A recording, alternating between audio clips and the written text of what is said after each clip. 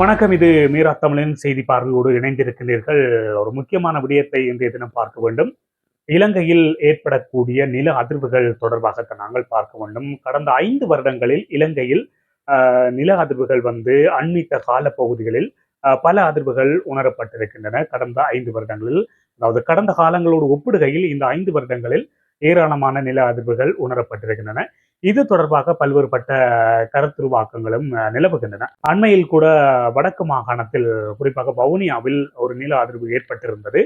இந்த நில அதிர்வு தொடர்பாக பல்வேறுபட்ட தரப்பினரும் தங்களது கருத்துக்களை கூறியிருந்தார்கள். குறிப்பாக இந்த பொதுமக்கள் தரப்பிலிருந்து வந்த கருத்துக்கள் என்னவென்று சொன்னால், வவுனியா மாவட்டத்தில் மேற்கொள்ளப்படுகின்ற கல்குவாரிகளில் வைக்கப்படுகின்ற வெடிகள் காரணமாக, வெடியின் அதிர்வுகள் காரணமாக இந்த நிலநடுக்கம் ஏற்பட்டிருக்கலாம் என்று ஒரு தரப்பினர் கூறுகின்றார்கள். அதே போல் இந்த வவுனியா மாவட்டத்தில் தோன்றுகின்ற குழாய் கிணறுகள் காரணமாகவும் இந்த நிலநடுக்கம் ஏற்பட்டிருக்கலாம் என்ற கருத்துக்கள் நிலவுகின்றன. ஆனால் இவற்றிற்கும் நில அதிர்வுக்கும் எந்த விதமான தொடர்பும் இல்லை என்று பல்வேறுபட்ட புவியியல் வல்லுநர்களும் கூறி வருகின்ற நிலையில், இது தொடர்பாக குறிப்பாக இலங்கையில் எதிர்காலத்தில் ஏற்படக்கூடிய நில அதிர்வுகள் தொடர்பாக அதனை எவ்வாறு நாங்கள் முகாமைத்துவம் செய்ய போகின்றோம், அது தொடர்பான முன்னெச்சரிக்கை நடவடிக்கைகள் என்ன என்பது தொடர்பாக பல்வேறுபட்ட கருத்துக்களையும் எங்களோடு பகிர்ந்திருக்கின்றார் யாழ்ப்பாண பல்கலைக்கழகத்தின் புவியியல் துறையின் சிரேஷ்ட விரிவுரையாளர் கலாநிதி நாகமுத்து பிரதீபராஜா அவர்கள். அவர் எங்களுடன் பகிர்ந்து கொண்ட விடயங்களை இந்த காணொளியில் நாங்கள் பார்க்கலாம். வவுனியாவில் உணரப்பட்ட நில அதிர்வை எதிர்காலத்தில் பாரதூரமான விளைவுகளை ஏற்படுத்தக்கூடிய ஒரு முன்னுதாரணமாக கொள்ளலாமா? பொதுவாக நிலநடுக்க நிகழ்வுகளினுடைய நிகழ்வு என்பது இனிவரும் காலங்களில் அதனை விட ஒரு மிகப்பெரிய நிலநடுக்கத்திற்கான வாய்ப்புகள் இருக்கின்றது என்பதை ஏற்றுக்கொள்வதற்கான ஒரு சந்தர்ப்பமாக கருதலாம். பொதுவாக இலங்கையினுடைய பல்வேறு பகுதிகளிலும் அண்மை காலமாக அதிகரித்து வருகின்ற சிறிய அளவிலான நில அதிர்வுகளின் எண்ணிக்கை கடந்த சில ஆண்டுகளாக அதிகரித்து வருகின்றது. இது எதிர்வரும் காலங்களில் ஒரு மிகப்பெரிய அளவிலான அல்லது மிகப்பெரிய அளவு கொண்ட நிலநடுக்கத்தை உருவாக்குவதற்கு அல்லது நிலநடுக்கம் தோன்றுவதற்கான ஒரு முன்னுதாரணமாக கொள்ளலாம். ஆனால் மீளவும் ஒரு நிலநடுக்கம் வவுனியாவில் ஏற்படும் என்பதற்கான எந்த விதமான ஆதாரங்களும் கிடையாது. ஆனால் வவுனியாவும் நிலநடுக்கத்தினால் பாதிக்கப்படக்கூடிய வாய்ப்புகளை எதிர்காலத்தில் கொண்டிருக்கின்றது என்பதற்கான ஒரு வெளிப்பாடாகவே இந்த வவுனியாவில் நிகழ்ந்த நிலநடுக்கத்தை கருத்தில் கொள்ளலாம். வடக்கு மாகாணத்தில் நிலநடுக்கம் என்பது எமது மக்களுக்கு ஒரு புது அனுபவமாக காணப்படுகின்றது. குறிப்பாக அன்றைய தினம் நானும் வவுனியாவில் நின்ற ஒரு அனுபவத்தில் இதனை உங்களிடம் கேட்கலாம் என்று நினைக்கின்றேன். உண்மையில் இடிமுழக்கம் போன்ற ஒரு வித்தியாசமான ஒரு சத்தத்தை மட்டுமே அன்றைய தினம் உணர முடிந்ததாக இருப்பினும், அது ஒரு நில அதிர்வுதான் என்பதை தெரிந்து கொள்வதற்கே சில மனத்தியாலங்கள் தேவைப்பட்டன. குறிப்பாக இந்த சமூக வலைத்தளங்களில் அதை பற்றிய ஒரு பேசு பொருளாக மாறியதன் பின்னர் தான் அது ஒரு நிலநடுக்கம் என்ற ஒரு செய்தி கூட எனக்கு தெரிந்தது. இது பல மக்களுக்கும் இருந்தது. இது எதிர்காலத்தில் ஒரு பாரதூரமான ஒரு நிலநடுக்கமாக மாறுகின்ற போது அதற்கு முகம் கொடுக்கத்தக்க வகையில் மக்களை பயிற்றுவிக்க முடியுமா? குறிப்பாக பார்த்தீங்கன்னு சொன்னால், இந்த சுனாமி ஒத்திகை செயற்பாடுகள் கடந்த காலங்களில் மேற்கொள்ளப்பட்டு வருகின்றன. அப்படியாயின் எவ்வாறான முன்னாயத்த நடவடிக்கைகளை மக்கள் மேற்கொள்ள வேண்டும்? பொதுவாக பூமியின் ஆழமற்ற பகுதிகளில் ஏற்படுகின்ற நிலநடுக்கங்கள் சில சமயங்களில் ஒருவித ஓசையை எழுப்புவது, அதாவது சலோ சொல்லி சொல்வார்கள், ஆழமற்ற புவிநடுக்கம்.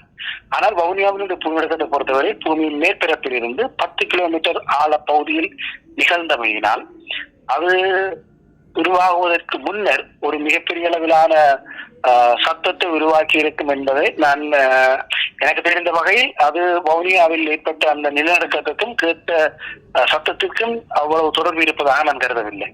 ஆனால் சில பிரதேசங்களில் பூமியுடைய மேற்பரப்பில், குறிப்பாக பூமி மேற்பரப்பிலிருந்து 1 அல்லது 2 கிலோமீட்டர் பகுதிகளுக்குள் ஏற்படுகின்ற ஆழமற்ற புவிநடுக்கங்கள் சில வேளைகளில் ஒரு விதமான ஓசையை எழுப்புவதுண்டு. அதற்கு காரணம் புவி தகடுகளுடைய ஒரு பாரிய அளவிலான அசைவு. ஆனால் 2.3 என்ற ரிக்டர் அளவில் தோன்றும் நிலநடுக்கங்கள் பெருமளவுக்கு ஓசை எழுப்புவது கிடையாது. நீங்கள் குறிப்பிட்டது போல என்னிடமும் சிலர் தனிப்பட்ட முறையிலும் தொலைபேசியிலும் அழைத்து ஒரு மின்னல் போன்று ஒளி தென்பட்டதாகவும் இடிமுழக்கம் நிகழ்ந்ததாகவும் குளிரான காற்று இருந்ததாகவும் எனக்கு குறிப்பிட்டிருந்தார்கள். ஆனால் உண்மையிலே புவிநடுக்கத்திற்கும் அவைகளுக்குமே எந்த விதமான தொடர்புகளும் கிடையாது. ஆனால் சில பிரதேசங்களில் புவிநடுக்கம் நிகழ்ந்து, மிகப்பெரிய அளவிலான புவிநடுக்கங்கள் நிகழ்ந்து மீட்பு செயற்பாடு இடம்பெறுகின்ற சந்தர்ப்பங்களில் வேறு காரணங்களினால் அந்த பிரதேசங்களில் மழை கிடைப்பது உண்டு. நீங்கள் கேட்டிருந்த இன்னொரு விடயம் என்னவென்றால் இந்த புவிநடுக்கங்கள் நிகழ்வதற்கான முன்னெச்சரிக்கைகள் பாதுகாப்பு முறைகள் போன்றவற்றை பின்பற்றுவதற்கான வாய்ப்புகள் உண்டா என்று. பொதுவாக உலகத்தினுடைய சில பகுதிகள் புவிநடுக்க வலயங்களாக ஏற்கனவே வரையறுக்கப்பட்டிருக்கின்றன. உலகின் மிக பிரதானமான கவச தகடுகளினுடைய எல்லைகள், அதாவது பெரிய நடுத்தர சிறிய அளவிலான கவச தகடுகளின் எல்லை பகுதிகளில் புவிநடுக்கத்துக்கான வாய்ப்புகள் மிக அதிகம் இருப்பதாக கருதி மக்கள் தங்களுடைய வாழ்க்கை முறைகளையும் அரசாங்கம் தங்களுடைய செயற்பாட்டு முறைகளிலும் புவிநடுக்கத்திலிருந்து பாதுகாப்பதற்கான வழிமுறைகளை பின்பற்றி இருக்கின்றன. உதாரணமாக ஜப்பானில் அதிகளவான நிலநடுக்கங்கள் ஏற்படும் என்பதற்காக பெருமளவுக்கு பாரம் குறைந்த பொருட்களை கொண்டு வீடுகள் அமைப்பார்கள். ஏனென்றால் ஒரு நிலநடுக்கம் ஏற்பட்டால் குலுங்குதலால் ஏற்படுகின்ற கட்டிட உடைவுகளால் தான் அதிக அளவிலான உயிரிழப்புகள் ஏற்படுவது உண்டு.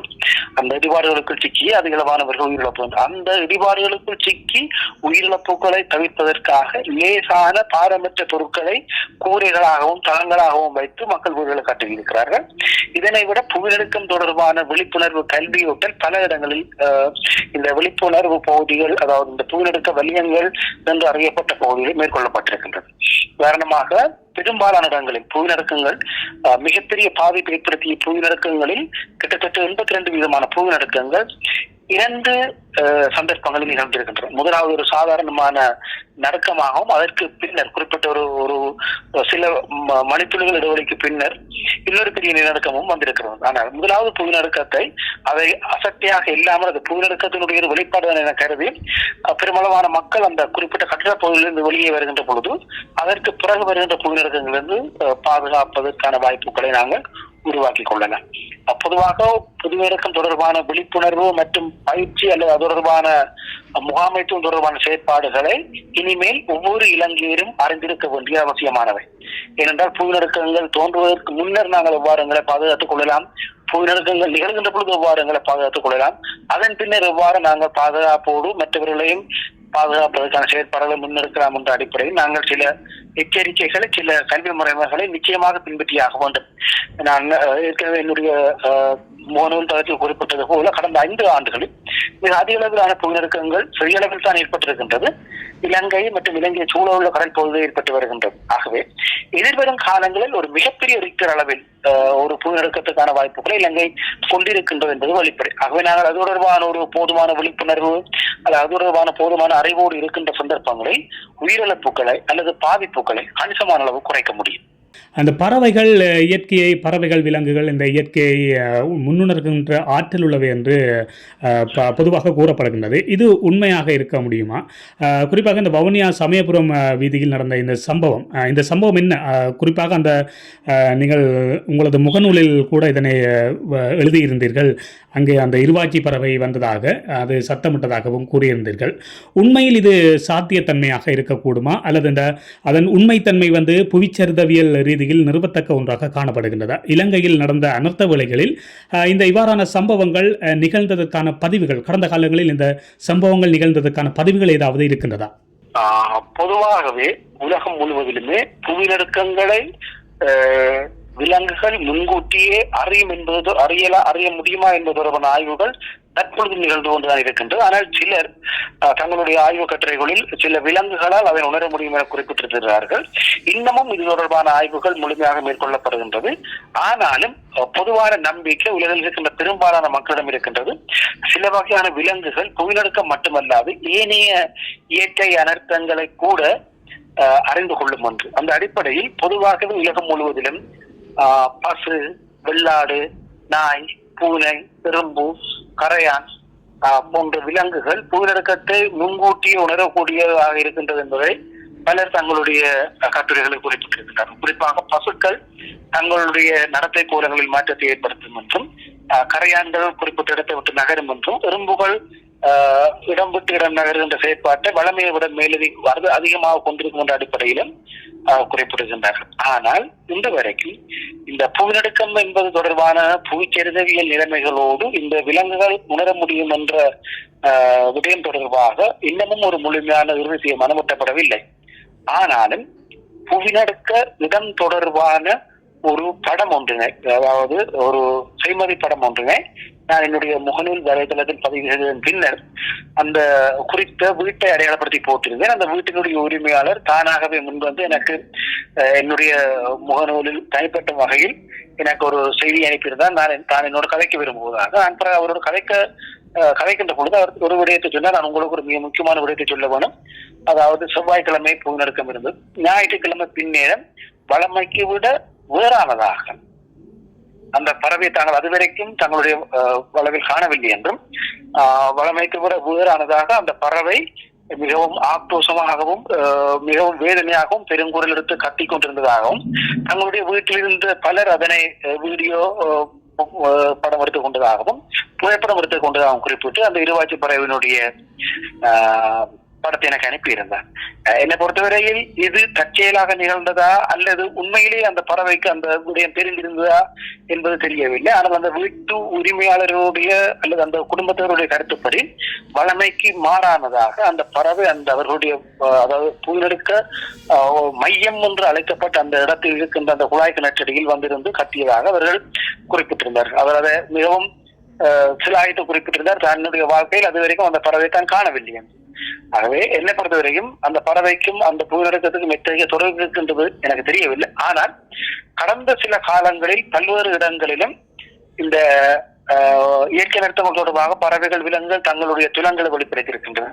குறிப்பாக 2004 ஆண்டு டிசம்பர் மாதம் 26 ஏற்பட்ட சுனாமி அனர்த்தத்துக்கு முன்பதாக, அதாவது சில மணித்தியாலங்களுக்கு முன்பதாக தாய்லாந்தில் மிகப்பெரிய எண்ணிக்கையில் பறவைகள் வளமைக்கு மாறான திசையில் மிக அதிகளவான எண்ணிக்கையில் பறந்திருக்கின்றன.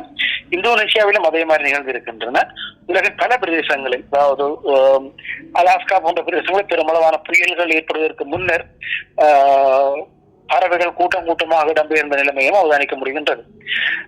இன்றும் கூட சில பிரதேசங்களில், அதாவது இலங்கையினுடைய சில பிரதேசங்களில் மழை வருவதற்கு முன்பதாக விலங்குகளினுடைய அசாதாரணமான நடத்தையை அவதானிக்க முடிகின்றது. ஆகவே ஓரளவுக்கு சில விலங்குகள் அதனை முன்கூட்டி உணரலாம் என்ற நம்பிக்கை பலரிடம் உள்ளது. தற்பொழுது இந்த இந்திய ஆஸ்திரேலிய புவித்தகடுகளுக்கு இடையில் ஒரு புதிய தகடு உருவாவதாக கூறப்படுகின்றது. இது எப்படி சாத்தியமானது? புதிய புவித்தகடுகளின் தோற்றம் அல்லது அவற்றின் வளர்ச்சி என்பது இலங்கை போன்ற நாடுகளை எந்த அளவுக்கு பாதிக்க வல்லதாக இருக்கின்றது? இந்த பூமியில் உலகில் பல்லாயிரக்கணக்கான மிகச்சிறிய அளவிலான கவசத்தகடுகள் இருக்கின்றன. பூமியுடைய மிகப்பெரிய கவசத்தகடுகள் அல்லது நடுத்தர அளவிலான கவசத்தகடுகள், சிறிய அளவிலான கவசத்தகடுகள் இருக்கின்றன. ஆனாலும் கூட ஒவ்வொரு நாட்டிற்கு கீழேயும் புதிய புதிய தகடுகளின் உருவாக்கம், தகடுகளின் நகர்வு, தகடுகளின் அசைவு அல்லது ஒன்றுதல் போன்ற பல்வேறு வகையான செயற்பாடுகள் நாள்தோறும் இடம்பெற்று வருகின்றன. ஆனால் இந்த அசைவு செயற்பாடு வளமையை விட சற்று வேகமாக இருக்கின்ற பொழுது அது புயலெடுக்கத்தை உருவாக்கும். பொதுவாக இலங்கையினுடைய நிலைமைகளின் அடிப்படையில் வட இந்து ஆஸ்திரேலிய கவசத்தகட்டினுடைய மேற்கு பகுதியில், அதாவது இலங்கையிலிருந்து 1000 கிலோமீட்டருக்கு மேற்காக ஒரு புதிய தகடு உருவாகுவதாக புவிச்சரிதவியலாளர்கள் கருத்துரைத்திருக்கின்றார்கள். அந்த அடிப்படையில் இலங்கைக்கு கீழாக இந்த புதிய நிலைமைகளின் அடிப்படையில் பல்வேறு வகையான தகடுகளினுடைய அசைதல் செயற்பாடு இடம்பெற்று வருகின்றது என்பதனை இந்த அண்மித்த காலத்து புவிநடுக்க நிகழ்வுகள் உறுதிப்படுத்துகின்றன.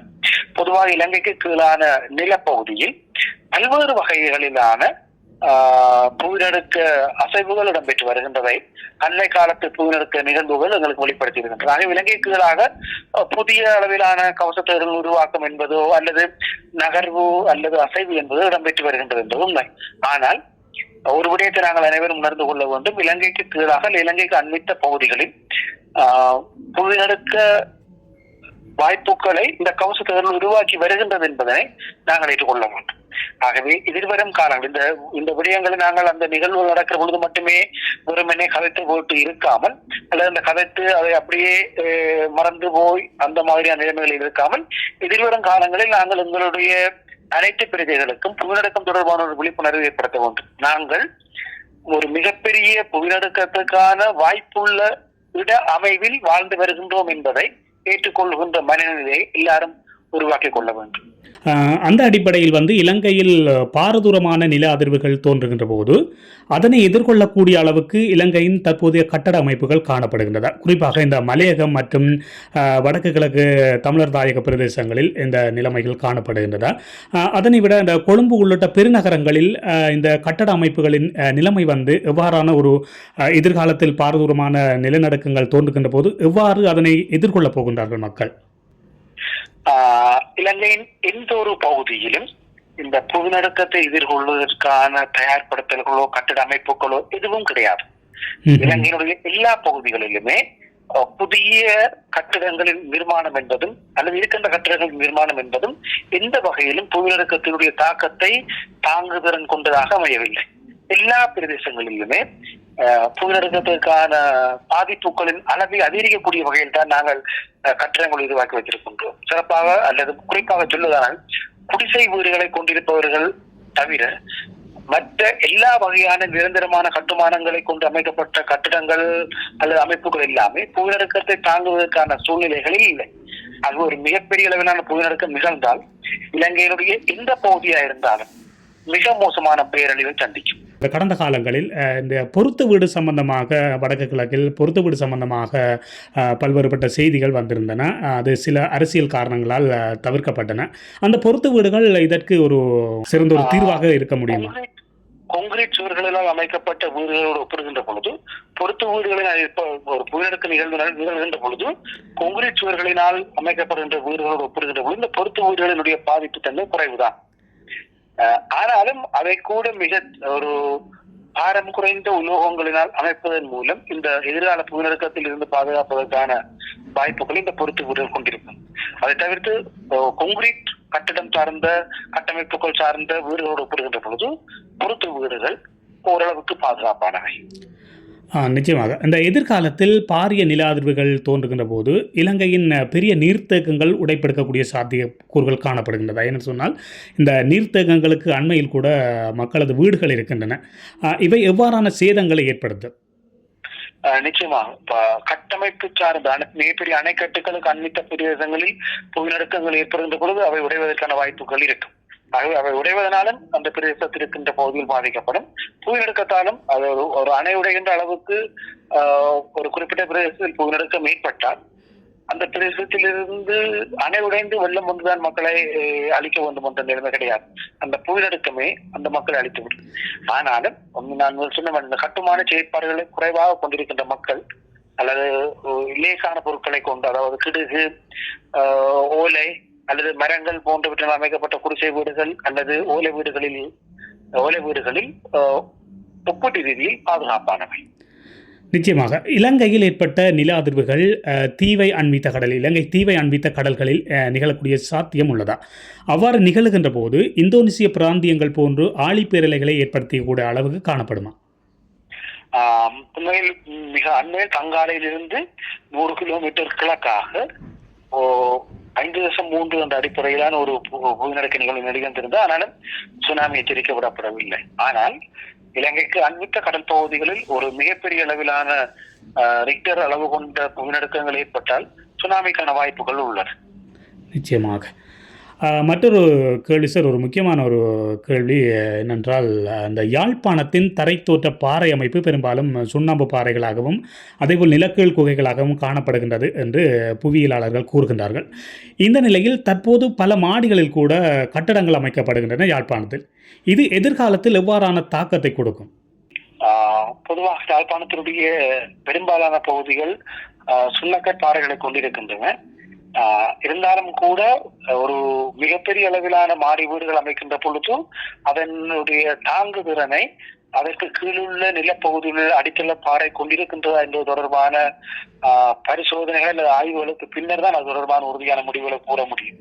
இருப்பினும் ஒரு சிறிய அளவிலான நில அதிர்வு கூட இந்த யாழ்ப்பாணம் போன்ற பிரதேசங்களில் அதிகளவான பாதிப்பை ஏற்படுத்துவதற்கான வாய்ப்புகள் இருக்கின்றது.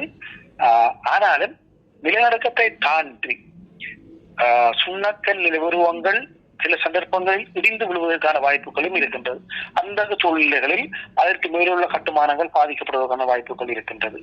ஆனால் மிகப்பெரிய அளவிலான கட்டிடங்கள் அமைப்பதற்கு முன்னர் அடித்தள பாறையினுடைய வலு தொடர்பாக உறுதியான பரிசோதனைகளுக்கு பின்னரே அந்த கட்டிடங்களினுடைய அமைவு அதனுடைய நிலைத்திருப்பு தன்மை பற்றி கருத்து கூற முடியும். யாழ்ப்பாண நகரத்தை அண்மித்து தற்பொழுது பாரிய கட்டடங்கள் உருவாகி வருகின்றன, நீங்கள் அறிந்திருப்பீர்கள். இது அந்த ஆய்வுக்கு பின்னர் இந்த கட்டடங்களை உருவாக்குகின்றார்களா? இது தொடர்பாக தாங்கள் ஏதாவது அறிந்திருக்கிறீர்களா? இல்ல, நான் என்னை பொறுத்தவரை எனக்கு தெரிந்த வகையில், எனக்கு மற்றவர்கள் எனக்கு தெரிந்த வகையில் அடித்தள பாறைகள் பற்றிய ஒரு பூரணமான பரிசோதனைகள் இல்லாமல் தான் பெருமளவான கட்டிட அமைப்புகள் நடைபெறுகின்றன.